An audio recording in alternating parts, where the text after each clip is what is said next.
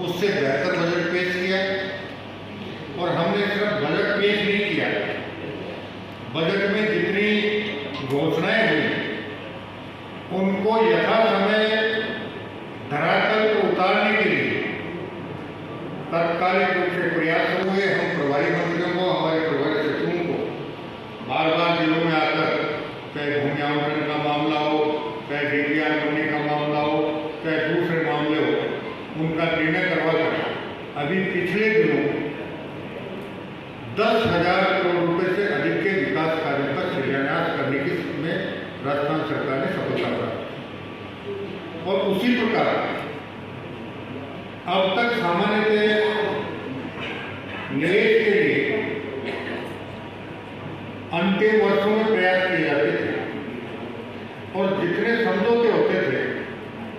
वो समझौते सही रूप से धरातल पर इसलिए नहीं उतर पाते थे क्योंकि सरकारें बदल जाती थी। पहली बार राजस्थान सरकार ने अपने कार्यकाल के पहले साल में राइजिंग राजस्थान के अंतर्गत निवेशकों को आमंत्रित किया और दिसंबर माह में ग्लोबल मीट होगी। इसके पीछे मंतव्य यही है कि इन सम्मेलनों के माध्यम से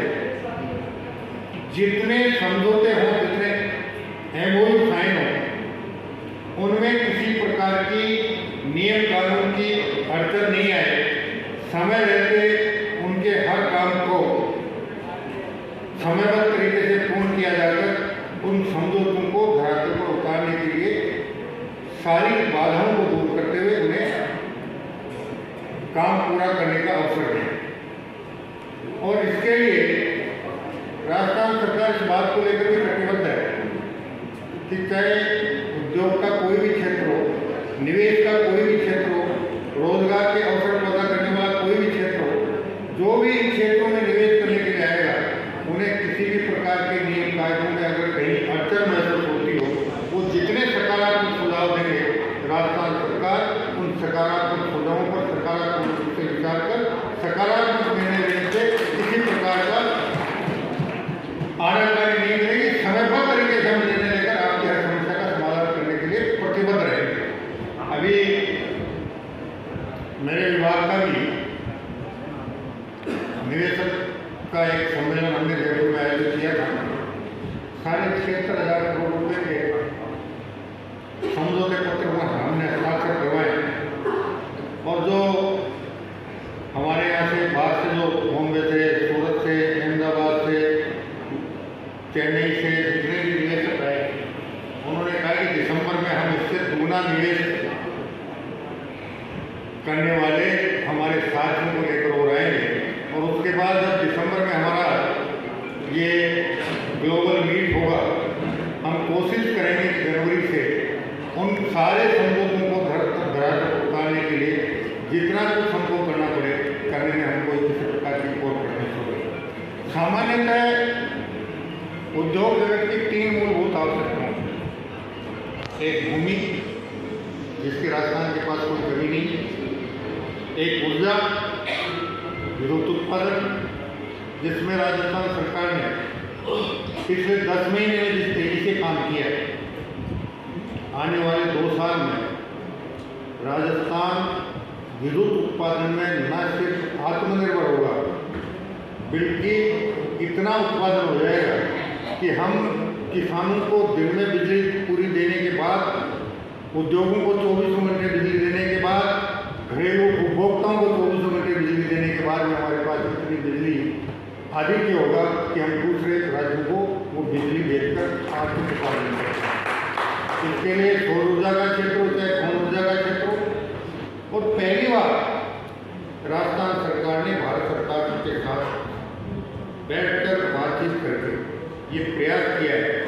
कि राजस्थान सरकार को जहाँ जहाँ कोयले की खदानें मिलेंगी, हम नेशनल थर्मल पावर कॉरपोरेशन के माध्यम से राजस्थान में पावर प्लांट लगाने के बजाय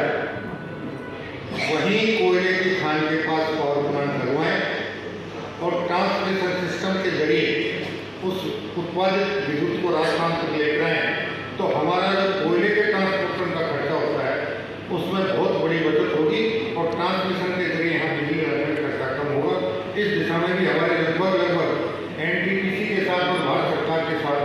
4.5 लाख करोड़ रुपए के समझौते हुए। करोड़ के आसपास आपने MOU किया। निश्चित रूप से पाली जिले में जो माहौल सभी वक्ताओं ने बताया, तो निश्चित रूप से आपके MOU करने से आपका जो उद्योग है लगेगा, आने वाले समय में पाली जिला और भी विकसित बनेगा, राजस्थान और भी विकसित बनेगा। मैं इस अवसर पर जिला कलेक्टर महोदय को धन्यवाद देना चाहूँगा कि उन्होंने सारे उद्योगपतियों के साथ में सामने से बैठा करके ये इतना सारा इन्वेस्टमेंट 4055 के आसपास आपने क्या MOU कराए, इसलिए मैं कलेक्टर को भी धन्यवाद देना चाहूँगा। वैसे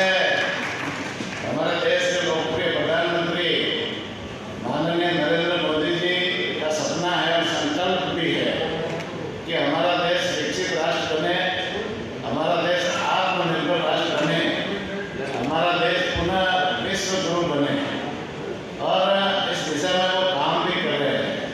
लगातार 10-11 वर्षों से वो इस दिशा में काम कर रहे हैं और भारत को आज विश्व की 5वीं आर्थिक महाशक्ति बनाने का काम भी मोदी जी के नेतृत्व में भारतीय जनता पार्टी की सरकार ने किया है। और मोदी जी का संकल्प है कि आने वाले समय में भारत विश्व की तीसरी आर्थिक महाशक्ति बने। और इसी दिशा में मोदी जी के संकल्प को पूरा करने के लिए राजस्थान के लोकप्रिय मुख्यमंत्री माननीय भजनलाल जी ने भी ये राजस्थान में राजस्थान का जो इन्वेस्टर मीट का कार्यक्रम रखा है, तो इसी के तहत माननीय मुख्यमंत्री जी भी कई देशों के दौरे कर रहे हैं, चाहे वो कोरिया का हो, जापान का हो, इंग्लैंड का हो, दक्षिण कोरिया का हो, जर्मनी का हो, जैसे बहुत सारे देशों के दौरे करके वो आए हैं। और वहाँ पर जो हमारे प्रवासी बंधु हैं, उनसे भी यहाँ भारत में आकर के राजस्थान में आकर के इन्वेस्टमेंट का आग्रह किया है। साथ ही साथ में यहाँ कई प्रदेशों के भी दौरे किए हैं। और जो हमारे जो प्रवासी या दूसरे स्टेटों में रहते हैं, उनसे भी आग्रह किया है कि यार राजस्थान के विकास में आकर के सहयोग करें। राजस्थान को हम कैसे एक विकसित प्रदेश बनाएं, राजस्थान को हम कैसे आत्मनिर्भर प्रदेश बनाएं, राजस्थान को हम कैसे देश भर के अग्रणी राज्यों में ले जाए,